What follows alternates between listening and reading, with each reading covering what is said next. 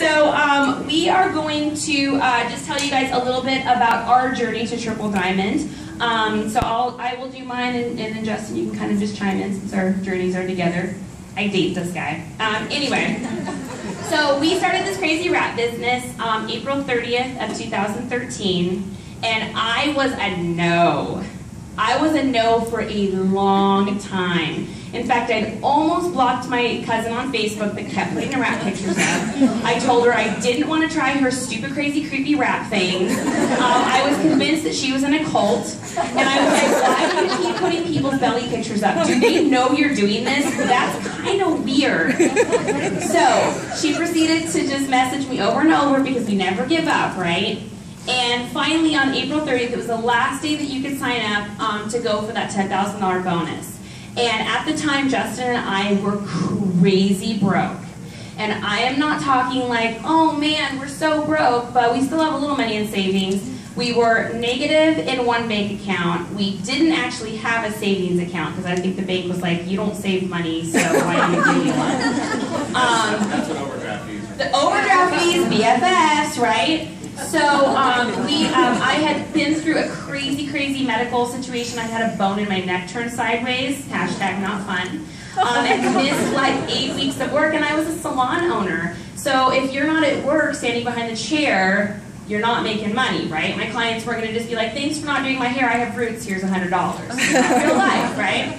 So we were super behind, and I came to Justin and I said, okay, we gotta try this crazy wrap thing. He's like, you mean those wrap things that you tried and they worked? I was like, yeah. And I was like, my cousin says we can make money doing this. And he's like, no. No. So I cried. Tears. And I was like, fine. I'm gonna go in the other room and salt and pretend that the world's ended. Fell over the bed. So a few minutes later, he came in and he said, you know what? If you really believe in this and you think you can do this, why not give it a shot, right? Well, $99 for us at that time was so much money, you guys. We actually had our landlord allow us to pay just half a month's of rent because we were about to get kicked out of our house because we couldn't pay it. We were about to move in with my mom. So there's that. I love you, Mom. And we actually borrowed from our rent. So we had wrote the rent check out. It was floating in the ether land. I don't understand the internet very well. It was floating in the ether land. And Justin said if we bounce this rent check, he's going to make us leave immediately. So you got to get those wraps sold. They're coming with your kit right away. Well, that and our insurance. And we had just spent 2.5 months to specialists and hospitals, probably 11 different visits, thousands upon thousands of dollars. So losing the insurance was a huge risk for us too. So. Yeah, we were about $30,000 in medical debt at that point. And I know my son's sitting here tonight, as I've mentioned 400 times, and he can even attest to we were really going through a really tough time. There was no extra. Super rough. Super rough. So, oh man. It's all right, girl. So, we sold the wraps, and my kit sat for 2 weeks because I was petrified. Did anyone's kit come and then did it sit? I was scared out of my mind. And Justin was like, you have this auto ship thing coming up and we have no money, so you need to figure it out. And so he actually got our first loyal customer. Who still orders today. And I just decided that, you know what, I didn't care if people were going to think I was crazy, because they think I am anyways.